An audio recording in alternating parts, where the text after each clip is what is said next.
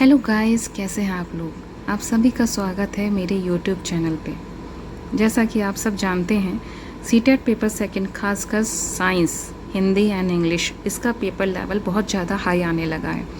मैंने रिसेंटली ही paper qualify किया है और मैं आप सभी को ये बता दूं, मैंने यूट्यूब जितने भी यूट्यूब चैनल थे मैंने सबको देखा, लेकिन मुझे साइंस के वैलिड नोट कहीं से भी नहीं मिले।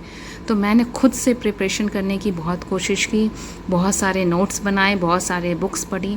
तो जब मैंने क्वालिफाई कर लिया तो मुझे लगा कि क्यों ना जो और स्टूडेंट्स हैं उनको बेनिफिट मिलना चाहिए, क्योंकि किसी और चैनल पे कहीं पर भी साइंस के अच्छे नोट्स मिलना इम्पॉसिबल है। अगर आप सबको पास होना है, पूरे तरीके से क्वालिफाई होनी है, करना है सीटेट का पेपर, तो आपको ये नोट्स बहुत हेल्पफुल रहेंगे। तो मैं चाहती हूँ कि आप एक बार चैनल पे ज़रूर आएँ और मेरे नोट्स देखें और 100% इसको फॉलो करें।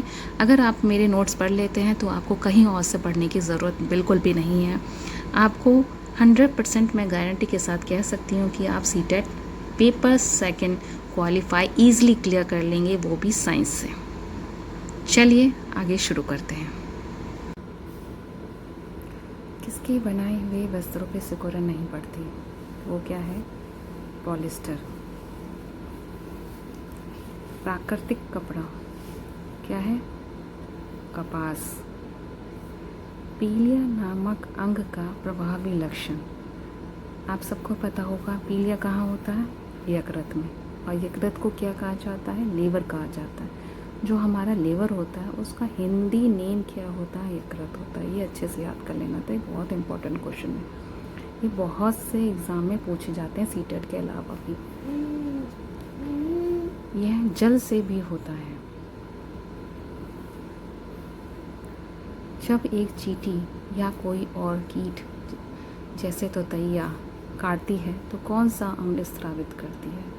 वह है फॉर्मिक अम्ल। आप सभी को क्वेश्चन देखने के बाद लगते होंगे कि ये सभी क्वेश्चन तो हमने पढ़ रखे हैं, बट स्टार्टिंग यहीं से होगी, क्योंकि आपको जब तक छोटे क्वेश्चंस का नहीं पता होगा तब तक आप बड़े बड़े क्वेश्चंस को सॉल्व नहीं कर पाएंगे।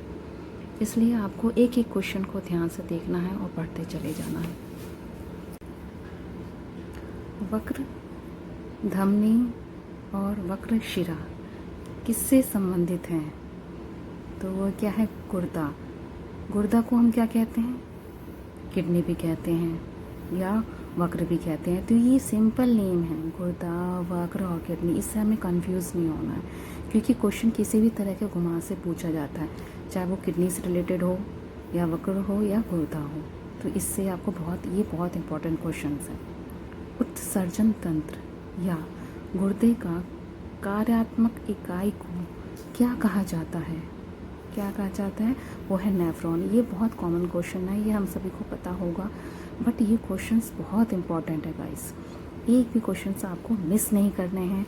आपको बिल्कुल ऐसा करना है कि बिल्कुल रट लेना है इन क्वेश्चनों को, कि कहीं से भी आएगी, कि जो मैं क्वेश्चंस आपको बताऊंगी उन्हीं क्वेश्चंस से सीटेट एग्ज़ाम में आए। आपको कहीं से कुछ और नहीं प्रिपरेशन करनी है, आपको सिर्फ और सिर्फ नोट्स बनाने हैं और उससे तैयारी करनी है।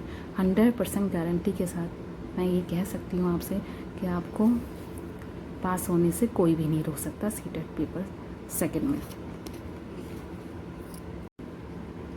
तंत्रिका तंत्र की कार्यात्मक इकाई क्या होती है?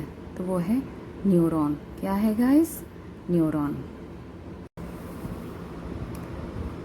विज्ञान की शिक्षा पर एनसीएफ 2005 के अनुसार विज्ञान के विषय में इनमें से क्या सत्य नहीं है? हमें नहीं देखना इसमें। विज्ञान पूर्णतः विषमपरक है और उदासीन है। क्या विज्ञान उदासीन है? बिल्कुल भी नहीं। क्यों? क्योंकि जब भी हम कुछ रिसर्च करते हैं तो उसका कुछ ना कुछ रिजल्ट ज़रूर आता है। वो हमेशा कभी उदासीन नहीं होता, या तो वो पॉजिटिव होगा या तो नेगेटिव होगा। तो सेम ये विषम परक का ही है। मतलब विषम परक क्या होता है? अपोजिट। जो हम रिजल्ट हम सर्च करते हैं क्या वो हमेशा अपोजिट आता है? नहीं, कभी कभी सेम भी आता है, कभी कभी अपोजिट आता है। तो हमेशा विषम परक और उदासीन नहीं हो सकता। तो विज्ञान के विषय में जो चीज़ें सत्य हैं जो चीज़ें सही हैं वो क्या हैं, ये इंपॉर्टेंट पॉइंट्स मैं आपको बताने जा रही हूँ। प्लीज़ ध्यान से सुनिएगा और ध्यान से नोट्स कर लीजिए। सारे जितने भी मैं आपको पॉइंट्स बता रही हूँ ये आपको एक एक पॉइंट अच्छे से नोट कर लेना है अपनी डायरी में, क्योंकि इससे बाहर आपको कुछ भी नहीं पूछा जाएगा।